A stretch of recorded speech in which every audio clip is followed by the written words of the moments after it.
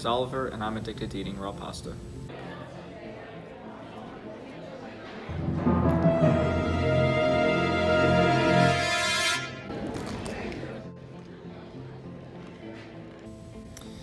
It all started back in 1956 when Josh stole my homecoming date.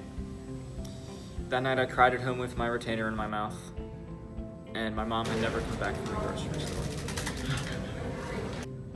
Do you feel that pasta has helped you cope with your sadness? I really like the crunch, so yeah, I think it has helped.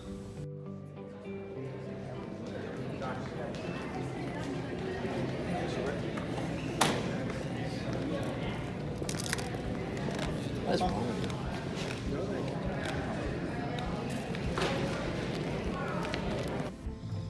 I really like the crunch. It gives me hope.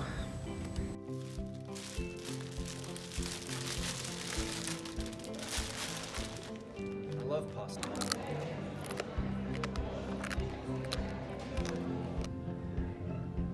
When I first caught Max chewing on spaghetti, I was shocked.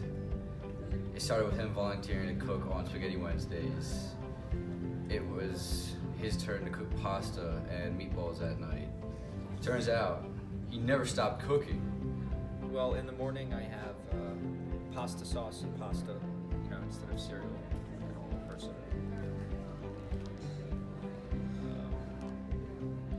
I have it with pretty much anything. I sprinkle it on salad when I want. I've tried putting it in a few drinks. That hasn't really worked out very well. It gets too soft. Well, I started eating pasta back in second grade when I realized that it's best raw. It has a really good crunch. So I should not demonstrate. I like it a lot. It's really refreshing, and I wake up every single morning at 5:30.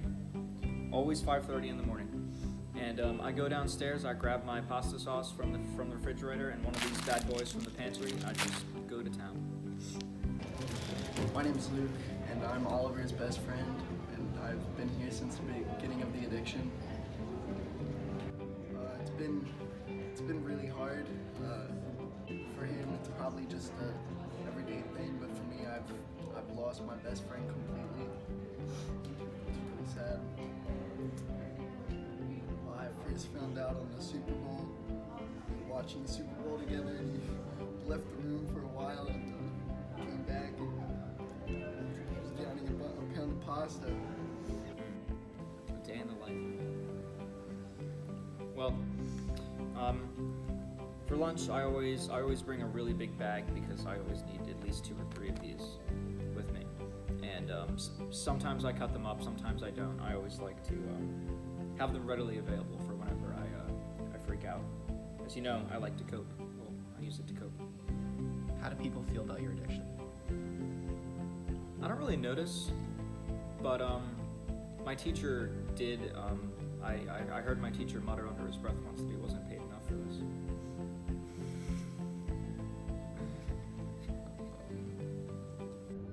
Oliver has been living in his house for the past 20 years without his ex-wife, Marilyn.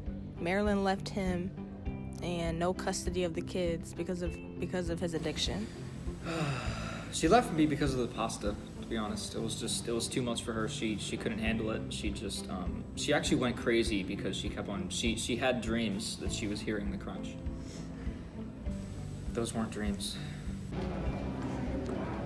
Mr. Charles, we have a question. I need you to ask about Oliver's strange addiction. The pasta guy? Yes. The guy who sits in the back of class and just chomps on pasta? Yes. What about him? How do you feel about him? Like, what is your story with him? He's insane. He sits there in the back of class and just chomps on pasta. How did you guys become friends? Apparently you guys are, according to Oliver. We're not friends. I don't ridicule him openly. I mean, in front of him at least. You hate him that much? I don't hate him,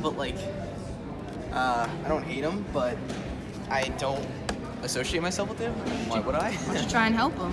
I'm good.